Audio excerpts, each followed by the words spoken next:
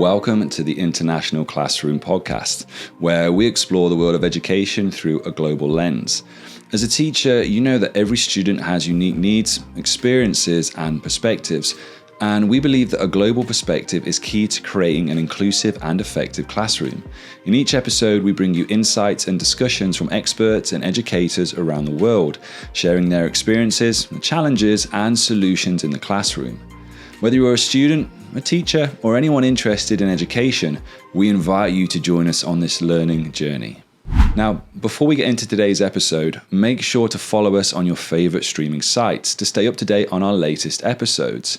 If you're watching this on Deep Teaching on YouTube and you've yet to, please subscribe. We've been fortunate enough to have some fantastic guests on, so please do share this with your colleagues and friends and let us know who you'd like us to speak with next. George, thank you ever so much for joining us here today on the podcast, Pleasure. taking your time out. This question I've kind of started with everyone at the moment is, who are you and what do you do? So my name's George Peterkin. I am Managing Director of Mind Your Health. I guess I'm still an educator in some ways, but I run Mind Your Health. We've got a team. Basically, what I do is I visit as many schools as much as I can in person to give them the support that they need, all things to do with mental health and wellbeing. Fantastic. How did you find yourself getting into that field then? So, teacher for many years. I worked in the prep boarding sector, all boys, so very loud, lots of fun. And I attended mental health first aid many years ago, I think almost 10 years ago now. And I just left with so many positive reflections from it, but also a lot of questions. And I just thought, oh, this is something I could look into. And I can't honestly tell you the eureka moment. But I remember around 6 months later, I thought I'll become an instructor. And naturally, what is it like? The best laid plans are forgotten once you receive that first punch. Sort of made it up as I went along, but now it's come to a very nice kind of conclusion that, yeah, we visit as many schools as possible and provide it. And when you say visit as many schools as possible, obviously you're here with us in Dubai, so it's not just based in England, is it? No, so based just outside of London in Surrey. If anyone knows Surrey, if they're watching or listening to this, predominantly most of our work is actually in the international sector. That was not so much our primary plan. It was, again, just a happy accident. So the UAE is certainly, I'm probably going to say, a bit of a hub for us, as it were. It's a lovely area to work in as well, with the amount of schools and the amount of contacts and how everybody knows each other. But we have quite a big push in Asia in particular, and we're starting now. I don't wish to tempt fate, but we're very much starting in Brazil as well. Oh, fantastic. So you get to travel around and see some wonderful countries as well as work in them. Yeah, it sounds more luxurious than it is. I mean, there's it is, what do they call it, mate? They call it like the red eye flight sort of thing. Yeah.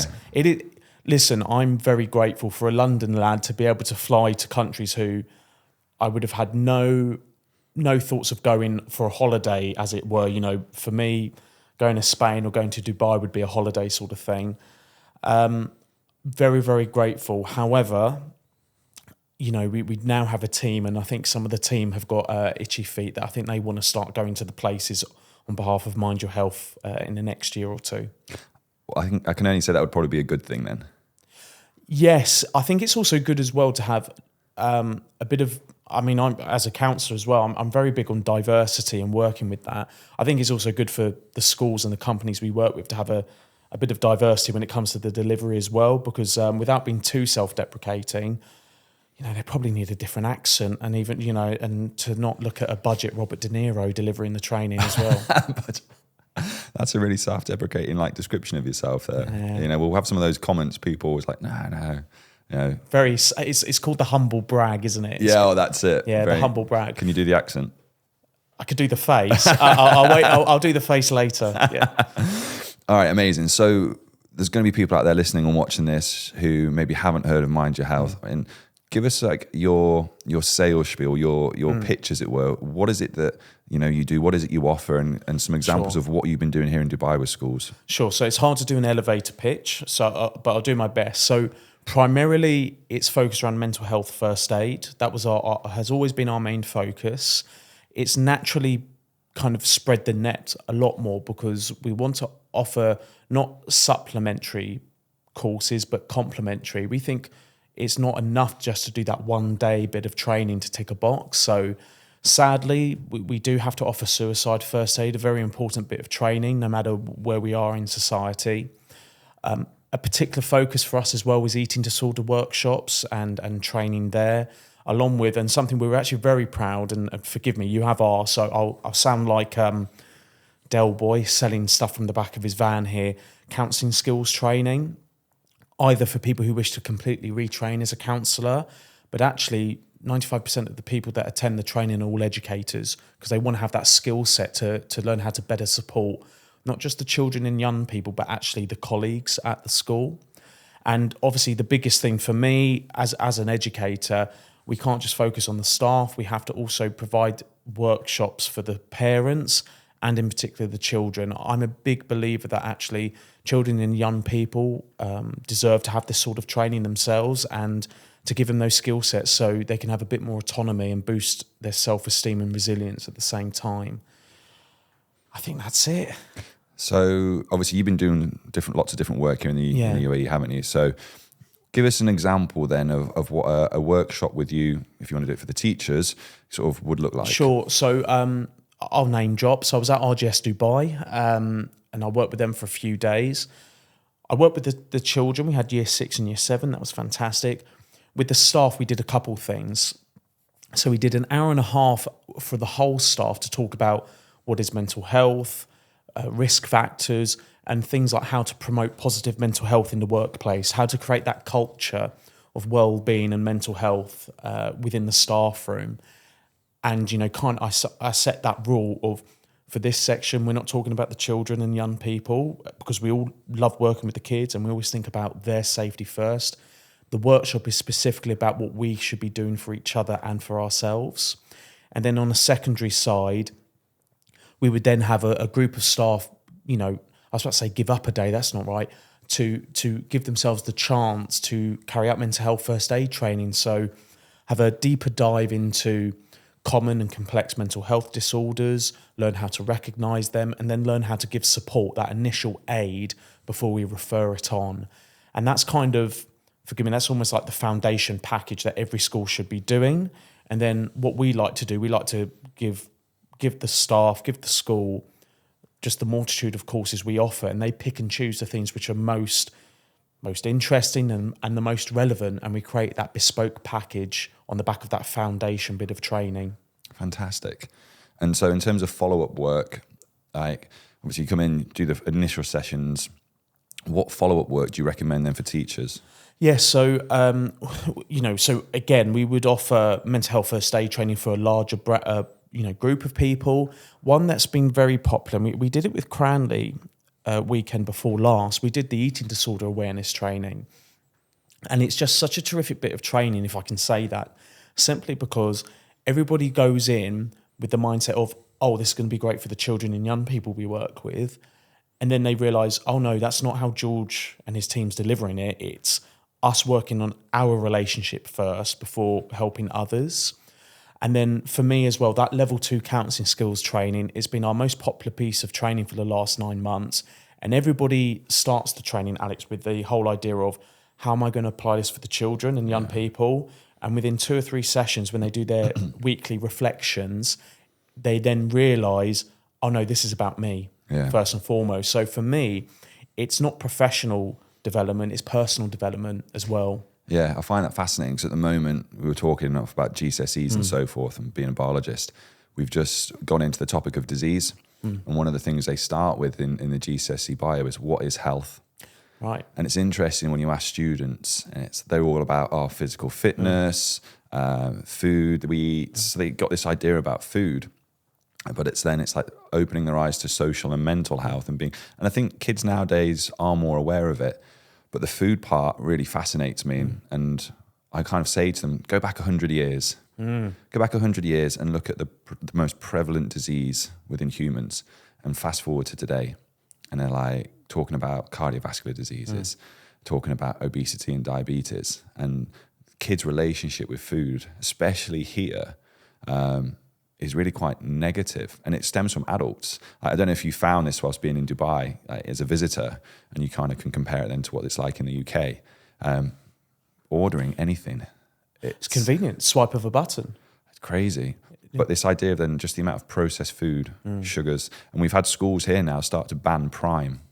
Yes, that drink, because it's actually got some health, allegedly some health issues. If you don't mind me piggybacking off that, we've got this course called the Mental Health Warrior course.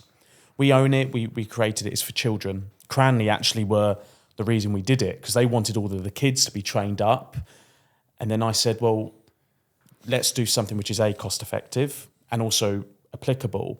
And I showed them a picture of this is an image of a face, and instead of the brain, it's got all the food types.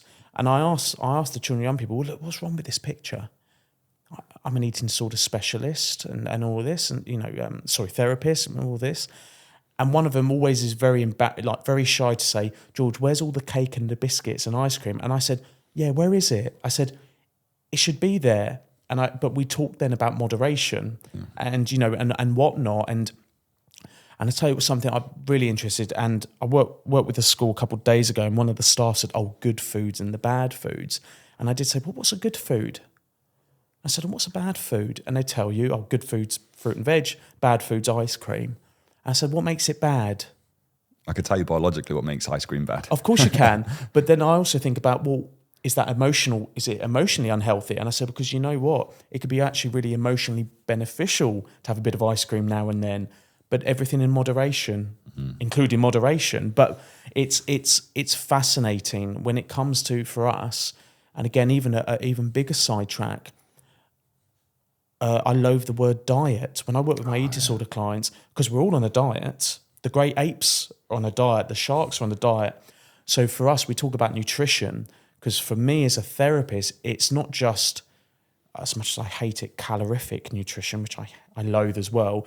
It's also about emotional nutrition, psychological nourishment, all of these things. But for me, I do think these children have it a lot harder when it comes to nutritional balance, because the ease and the access, and where I'm from, it's a lot easier or more convenient to buy processed food rather than healthy, right?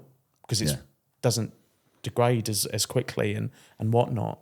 I could rant about that all day. That's what we're here for. Yeah, I could rant about it all day. Well, food, I'm into this at the moment, really fascinated by it. And I obviously like podcasts.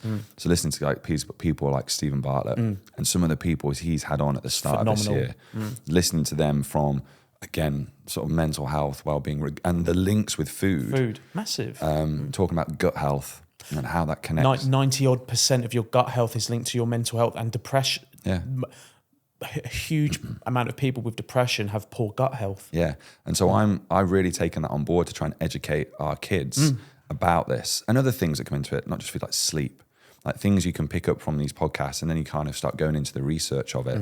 Simple little things. And the best question I think the guy on there asked, and I've gone into assemblies and asked my kids this now, if I deprive you of 4 things for a day, I don't know if you heard this episode, if I take away food, if I take away water, activity, or sleep, which sleep of those? Because I said to the kids, when we do the risk factors, none of them, we have a bit of competition. They all choose an answer, and it's kind of like last person standing. I mention a bunch. None of them ever mention sleep deprivation, and I literally say to them, listen, everyone, it's the first form of torture to deprive someone of sleep. When you're tired, you make mistakes, and I give them permission to roll their eyes, because then the last thing I ask them about sleep is, what's the one thing you should not be doing for an hour before bed? Screen time. And they all moan and groan. And I said, guys, I'm the same though. When I have a bad night's sleep, and I think back on why, I think of 2 things: nutrition, what have I eaten the night before, and what have I consumed visually. So again, the word consumption's a really good word, because when we say consumption now, ex-classics teacher here, it just means eat. But actually to consume, not just what are you consuming nutritionally, what are you consuming socially, visually, all of these things have an impact. But we all have to be saying the messages though, Alex.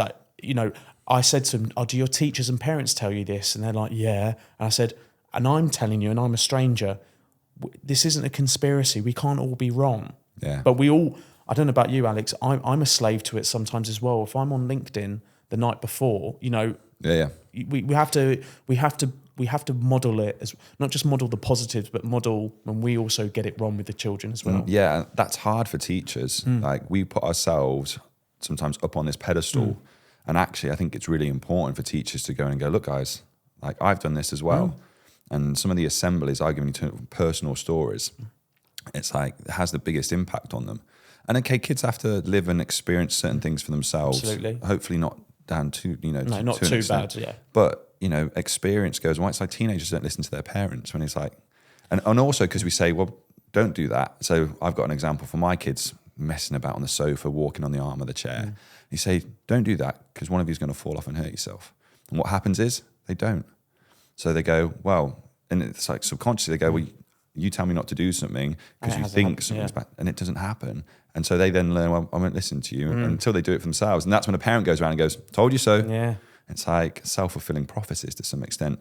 But for some of these kids, I'll give an example at the moment regarding like the exams going on. You'll see it in the revision. And I'm saying to the students we have in inside school and ones we work with outside school, it's like, sleep. I went around for a session at a student's house the other day, and it was like, he was falling asleep whilst going through this. So what time did you go to bed last night? It's like 2:00. And he said, I woke up early. I didn't ask what time early was for him, but it just ruined his entire day. Absolutely. Well, it's you make mistakes when you're tired. You know, I come from a sporting background, and most points are conceded in the last 10 minutes of a game. I can't help but think of Manchester United. They won most of their games because they were fitter. Yeah. You look at tennis, the rallies become shorter, you know, as the matches go on, and most footballers, and in rugby as well, they start to dribble more in the last 10 minutes because they're tired, and so their brain can't make quick decisions anymore. You know, we've all known this for years, but as you've said though, unfortunately, particularly in adolescence, they've got to learn to get it wrong. Yeah. You know, it is I don't know, but it's the curse of the generations, isn't it? In terms of, I now look back and think of the stuff my parents said to me and thinking, yeah, you're right, but we can only learn by getting it wrong. Yeah. As frustrating as that is, though. And I think it's okay. We've got to say to kids, it's okay to make mistakes, and say to the teachers and the parents, it's like, it's okay to make mistakes. It's okay to model that behavior, but also then take your kids through, well, what did you do after? That's where our students here fall down and struggle. And especially in Dubai, when it's a huge nightlife, you've experienced it. Malls open till 12:00. People online. You've got people here who on American hours because they're working there, or kids with this. And it's a real challenge. It's a real challenge here in schools. But I want to go back a few things because you mentioned sort of eating disorder specialist, therapist. Just curious, what led you into that field? So I don't publicise it. Look, we've all got a relationship with food, our size, our body, our weight, our shape. I've gone through some stuff. I played a good level of football, you know, and you naturally you find your patterns, how you relate to yourself. However, you know, as an educator, eating disorders, whilst it's a complex mental health problem according to diagnosis, it's one of the most common things we'll ever come across in education and in life, because again, we've all got a relationship with food and our size, our body weight and shape. It was just such a natural thing for me in terms of, you know, find your passion. I'm very cynical. I don't believe in the whole do what you love and then you'll never have to work a day in your life, because actually, no, there are days where you struggle, and that's okay. I think for me as well, the big thing was, Alex, that whenever I did an MHFA course, every teacher wanted to do more about the eating disorder section. Why? Because it's something we all come across so often in school. So for me, it was just a natural progression to be thinking, I need to know more about this so I can better help those attending the training. So when you said MHFA, mental health first aid, beg your pardon. And so that was part of it. But then I also retrained as a counsellor. And I don't naturally work with young people or adults. You just happen to work with people. I've got quite a lot of professional athletes. And so it's quite important for me to have a better understanding about working with people who have difficult relationships with food and their size and their body. And I've never looked back. It's just such a thrill to work with people anyway. But with eating disorders, it's, again, I don't know if it was someone had set it on my path for a reason, but again, it's for me, I've never looked back. I feel joyed. I watch podcasts. I listen to things. I'm, if I can use the expression, I'm a glut for all of that stuff, really. So it's been natural for me. And, you know, I ran it with Cranley, that 1-day course. And all of them were just fascinating, because I think it's really useful for all of us to actually have some focused training on that. It's vitally important in education. However, I would say this as well. Most of the training and research out there is very Western focused. Yeah. And that is always one of the biggest things about this sort of training, is thinking, how can you make it culturally sensitive or culturally accessible? At least with eating disorders, you can neutralize the learning, because we're talking about things like, what is normal eating? You know, what can we do in schools to prevent these from happening? That spreads all across the world. Look at me. Again, could talk about it all day, fascinated by it. And it's not going away. However, I would say the statistics for recovery for eating disorders have skyrocketed the last 10 years. Why do you think that is? I think it's no longer stigmatized as much as it used to be.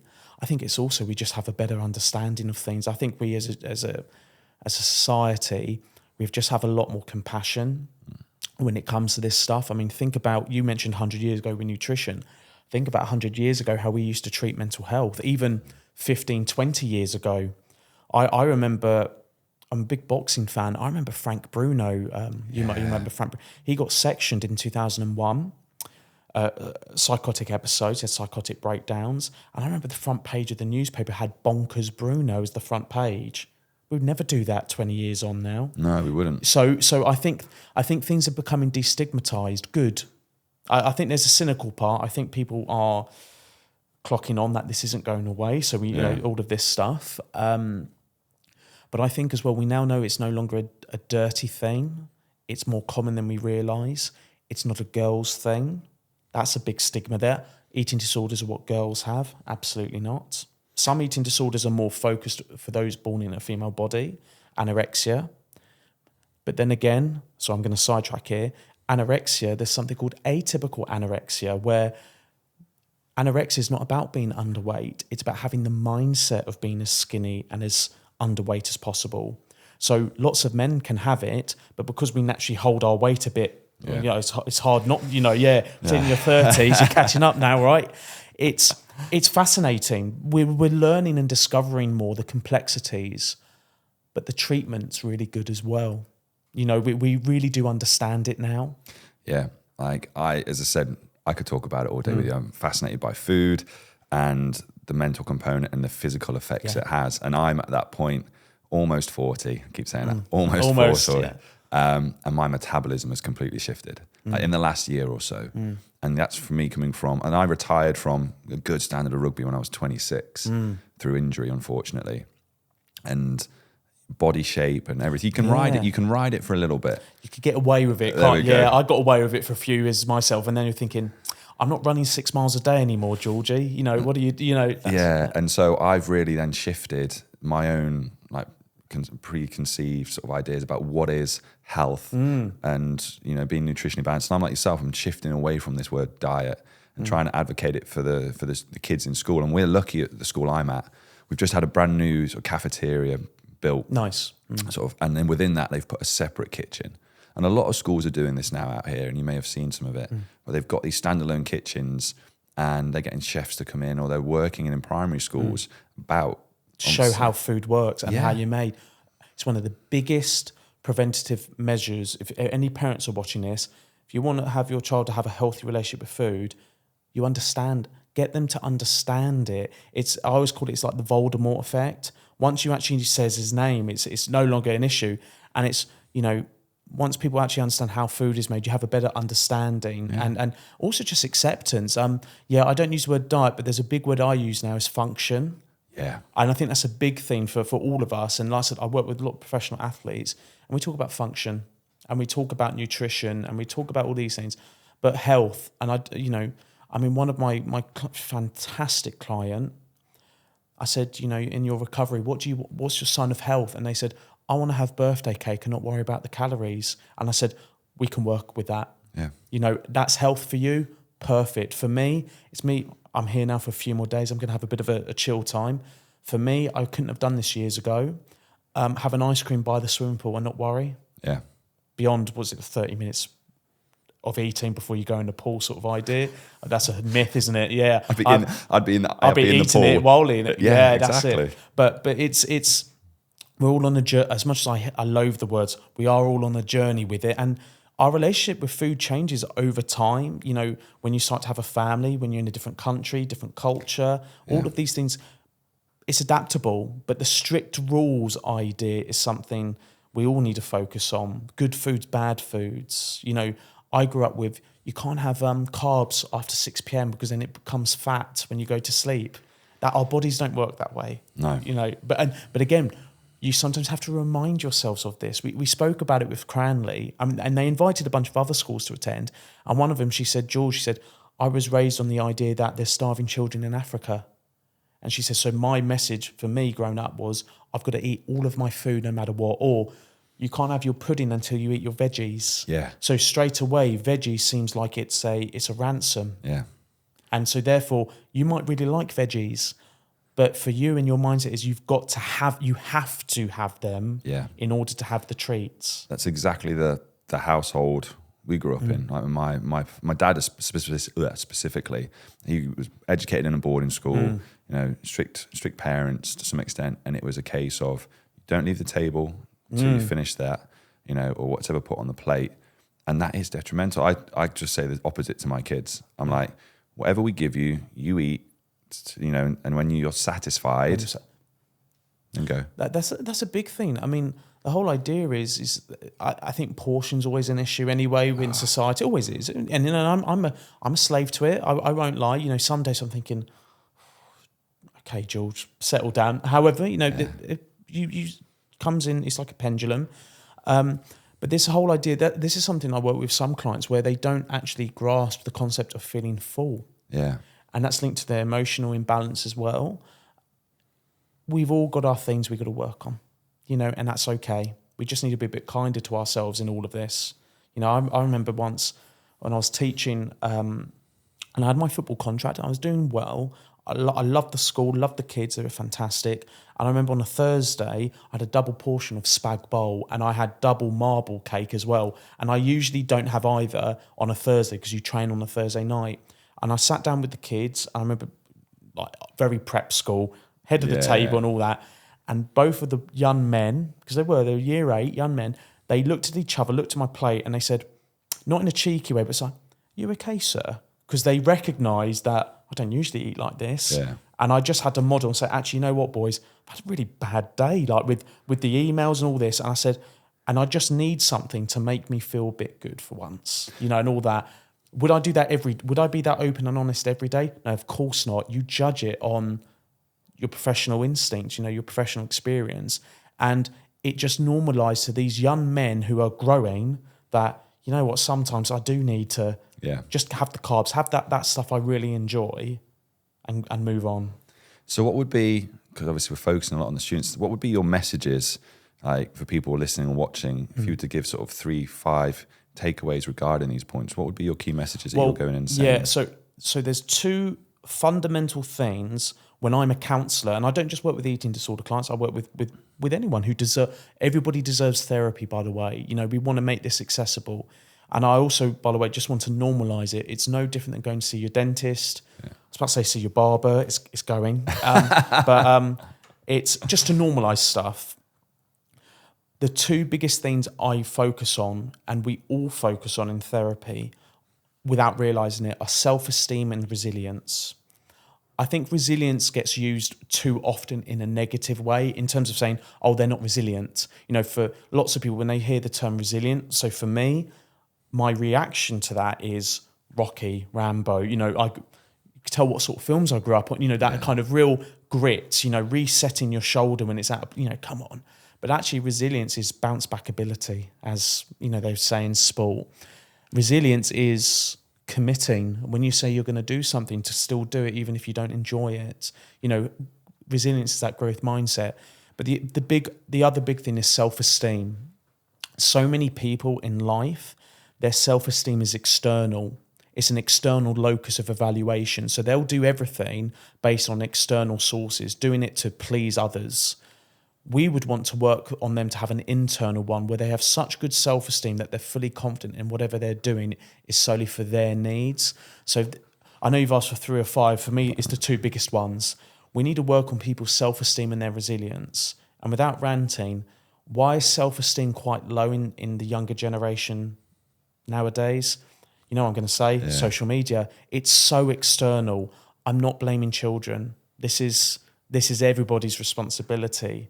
And my final message is this: if anyone's watching, why doesn't I hope people are watching. I hope people are watching. By the way, why doesn't the owner of TikTok let his own children use TikTok? Oh yeah. It's kind of, my old man brought me up on the whole idea of, George, wherever you move to, listen to the vegetarian butcher. You know, if the butcher's vegetarian in your local town, they know how the meat is made. You know, listen. And I think this is really telling in today's society. Yeah. You know, it's a big thing. So self-esteem, huge. But all of us need to work on it, Alex. Adults too. I'm in exactly the same boat. Yeah. Physically. And I think it's because of, psychology-wise, what do you identify as? And not in terms of, for me, so I'm Alex, teacher, dad, leader, and still in my head, athlete.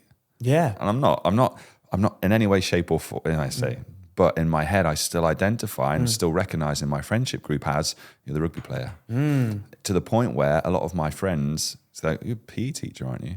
And even people I meet, if I say I'm a teacher and they know I play rugby, it's like, oh, you teach PE? It's like, nope. Scientist. Like, oh. I know it doesn't help. I also went to Loughborough. Like, there you go. You're ticking a lot of boxes for the sport, aren't you? That's exactly. Yeah. So I identify as that. And one of the issues then regarding my self-esteem about what I should be doing or how I should look or how I should act is focused around those things in terms of modeling. It's like, well, I see myself as an athlete, therefore I should be doing this. I should look like this. And the word should is very powerful, isn't it? That's, I would be saying this, who told you should have to be this way? Right. Is it nature? Is it nurture? Is it Yeah. For me, it's all internal. Like, that's what I identify as. Therefore, I should be doing these things and I should look this way. You know, it's not necessarily, it's that. And that's what drives a lot of for me personally, drives those issues. Absolutely. I mean, it's the biggest question, Alex. Who am I? Well, the two are, who am I and why am I here? Yeah. I mean, I leave the second one to the religious leaders, you know, and all of those sort of things. But who am I? And I often ask people, who would you like to be, or how would you like to be described by those around you? And the other one is, so I have lots of young men come for therapy now, which is beautiful. I'm really glad to see that.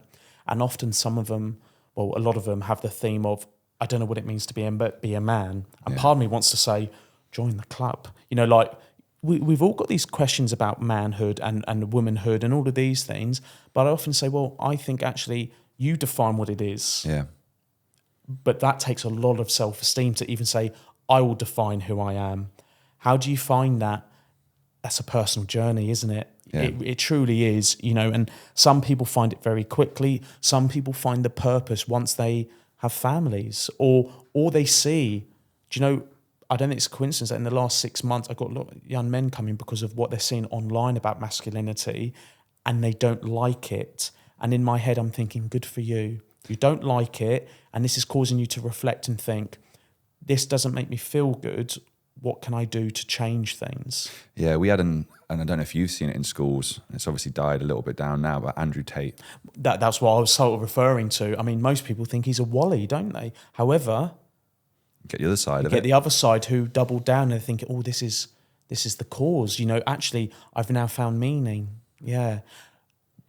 And I'm sorry to be very political, they've got low self-esteem. That's how you hook people in extremist movements and whatnot. You get those who've got low self-esteem and you pull them in. So you're going into a school, I'm going to give you a scenario then because I'm interested in this. You go into a school, you see these boys, low self-esteem. What would you do? How would you go about improving that for them?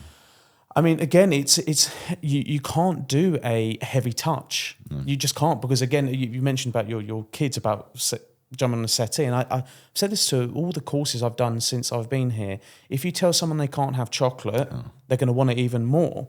So we have to normalise the feelings. For me, gosh, I was going to be neutral today. I wouldn't use the word toxic masculinity. I'd use toxic conditioning, because I'd actually ask them, what's masculinity? Yeah. That's a big question. What's femininity?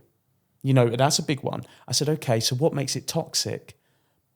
I said, what you do with it. I said, there it is. I said, actually, masculinity is a very beautiful thing, like femininity is, but it's how you're raised and how you use it. For me, femininity and masculinity, one of the things that doesn't make it toxic is that when you use it, it's not to bring other people down.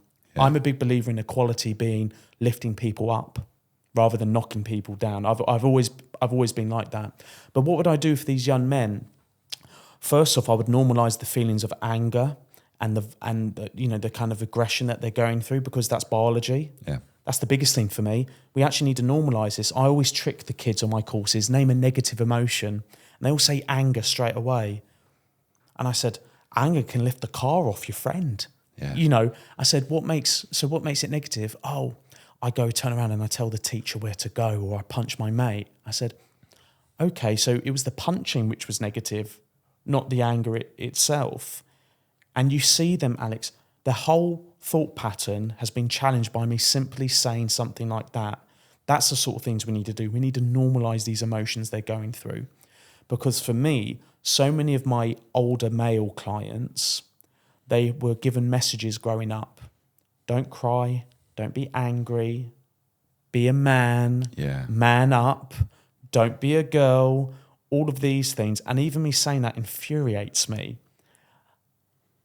We need to normalise these feelings and actually challenge those thought processes straight away. I've got to be a man, I've got to man up. So hang on, you don't need to cry at every sunset. Yeah. But you still need to have these emotions, because else in your 50s, it comes up in a very, self-damaging way. I think I found for myself, I've become more emotional since having children. I've always had it there, but it's like there's certain things, and I'm quite happy to talk about, like certain films or things that they sort of bring about, or generally if I feel pride within my children, that will bring a tear to my eye. I'm quite happy to talk about that, because I'm overwhelmed with emotion. It just expresses itself that way. I don't mind that. Like, I grew up in an environment in terms of team sports, a contact sport, in terms of physicality, and a man at that point was, you go to the gym, masculinity, or in that case, is alpha male. Yes, yeah. That was the one thing. And going back, where now, you're talking 20, 25 years ago, in terms of masculinity was that alpha male physicality. Yeah. And I remember I was regaling to someone a story about this when I was properly at rugby. I first started teaching, and I remember speaking to the boys at the table, and I was just going around checking. I was just looking over his work.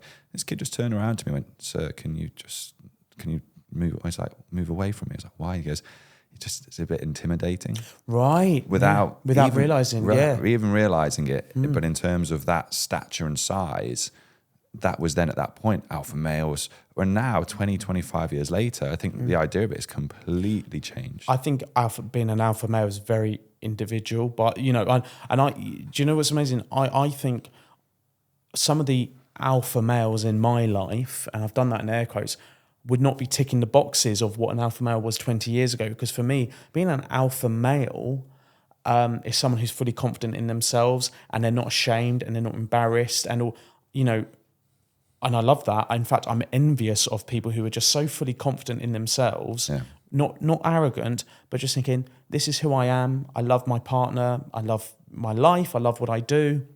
Great. But again, that's self-discovery.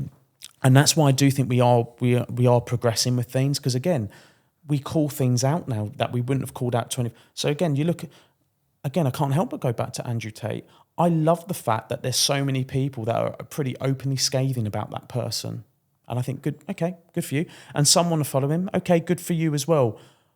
I'm just glad that people are more confident in being able to say, actually, no, I disagree with this mindset. This is my mindset. All more power to them.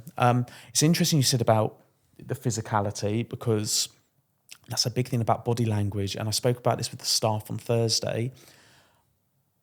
We call it man-spreading, don't we? That those sort of things. And yet physicality is so it's something we don't realise just how powerful it is. So even so much as like Cranley, they all joke saying, "Oh, it's good to see you actually have legs, George," because they've only known me on Zoom sort of thing. But they said, "Oh, we did kind of joke. We wonder how you sit with the Zoom call sort of thing." And I'm a bit of a ball of energy. Like, you know, my foot's bouncing here, by the way, because I kind of need to move. But even the physicality, and I remember, Alex, I worked in prep, so ages 6 to 13, and I remember my deputy head, great guy, tall, like Easter Island he was. Like, he's a big, huge guy. And he say to me, he said, "George," he said, "just be mindful you're working with 6-year-olds and 13-year-olds. And what he was basically saying is not just your tone of voice, but physically, you know, he said, "You are a man and they are boys." Yeah. And it's really telling.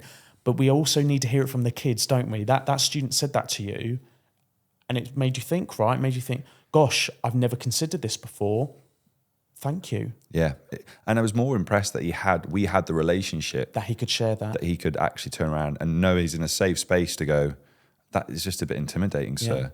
And I really appreciate it, because it's one of those things as teachers, we kind of go to some of these strengths, we kind of conceived strengths of how do we relate, how do we discipline, how do we get good behavior. Right. And you will see teachers to some extent, and I used to be one of them that could go, I can use my physicality, my presence to maintain an order in my classroom. I was the same, Alex. Oh gosh, I was, and then I realised, then I've got to start teaching girls, and then I've got to start teaching boys who perhaps aren't the sporty ones. Yeah. And you know, and things like this. I was a classics teacher, which is a bit odd, but you're thinking, okay, but again, that's when you can finally start developing, when you realise I don't really know anything, and now I've got to do things differently.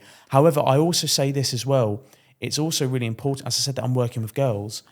Just because they're girls doesn't mean they can't, some of them wouldn't resonate with my teaching style anyway. Yeah. They're all individuals, and some of them almost need us to be very different to them to work. But I was really glad you said the word relationship, by the way, because it's all about the relationships. They're children and young people first, students second. Have a good relationship with them and we'll get so much further. Definitely. Academically, spiritually, ethically, whatever it is, we will get better if we have a good relationship with these kids. I agree, 100% agree. So I want to go back to it a little bit now in terms of, obviously previously you said most of your work is international. Sure. Are you seeing a difference between sort of the clients in the schools, the students you work with in the UK, in comparison to what you see here internationally? Like, yes and no. Sorry, this is such a macabre comparison, but forgive me, it's always one I go to. I do think about these children who are in the Western world, in Asia, Middle East, South America. Of course, there are slight differences, but we've all got the same hierarchy of needs, good old Maslow and all of this. And this is the macabre sense. I think of like the World War, when on Christmas Day, they put down their weapons and they came up, and what did they all do? They sung Silent Night in English or in German. They played football. Yeah, they got the jumpers out on goalpost. The Germans beat us on penalties. That's the joke my dad always says. And then they showed each other pictures of their loved ones back home.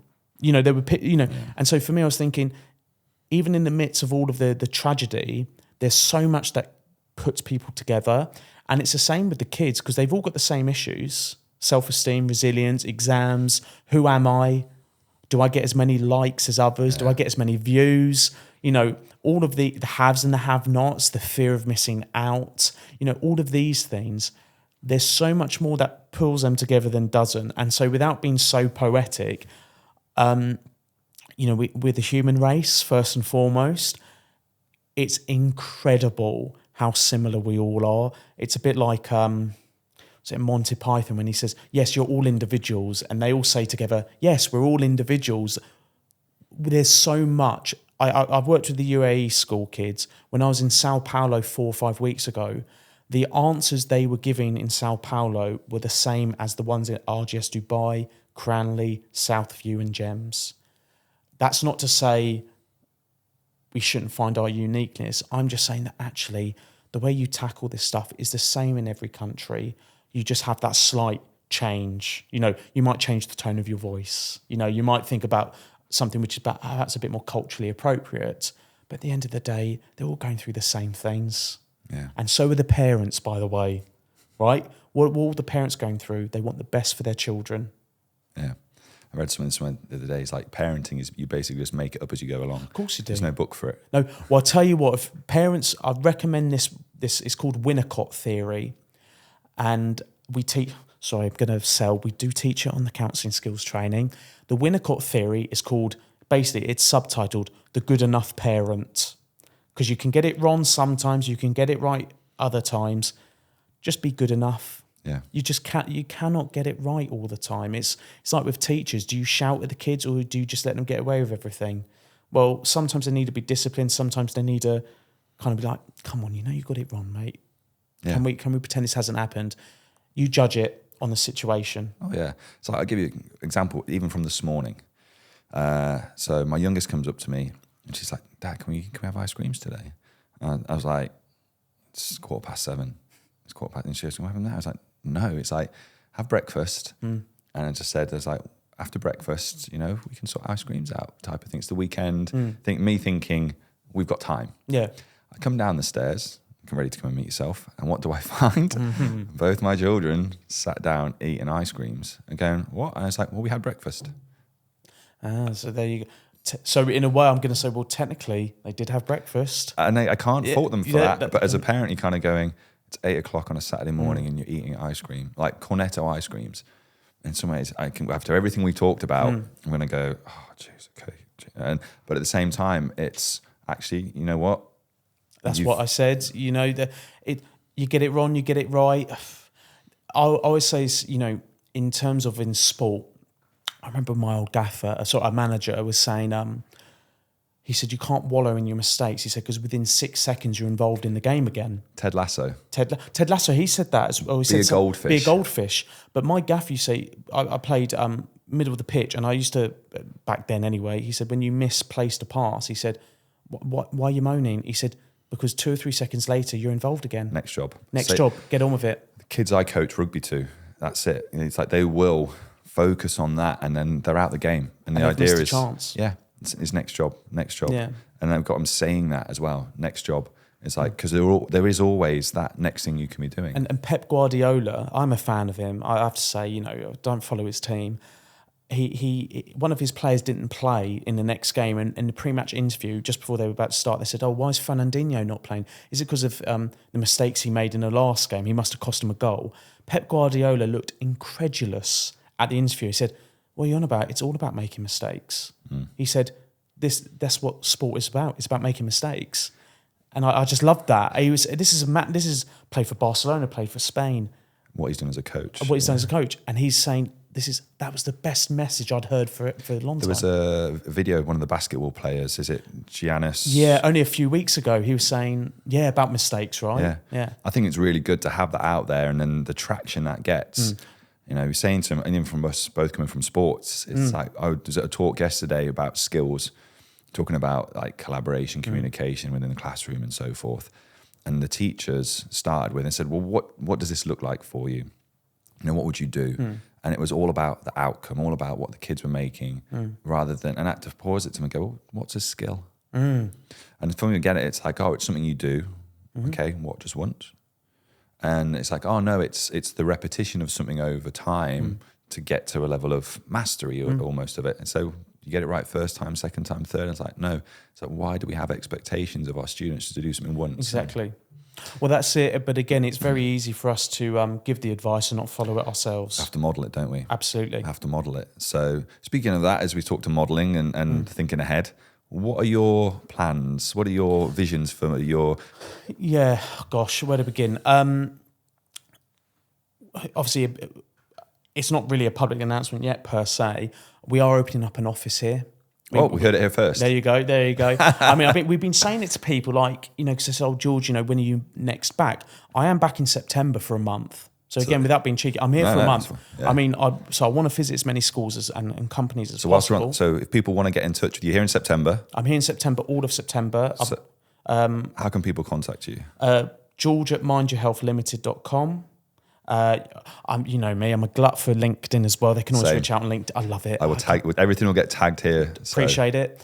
So I'm here for a month. We are going to open up an office, not because we want to up any other competition. For me, I'm a big believer that anybody that's in this work work environment around mental health, we help each other because it spreads this message. You can only do one course at a time anyway, so it's that idea.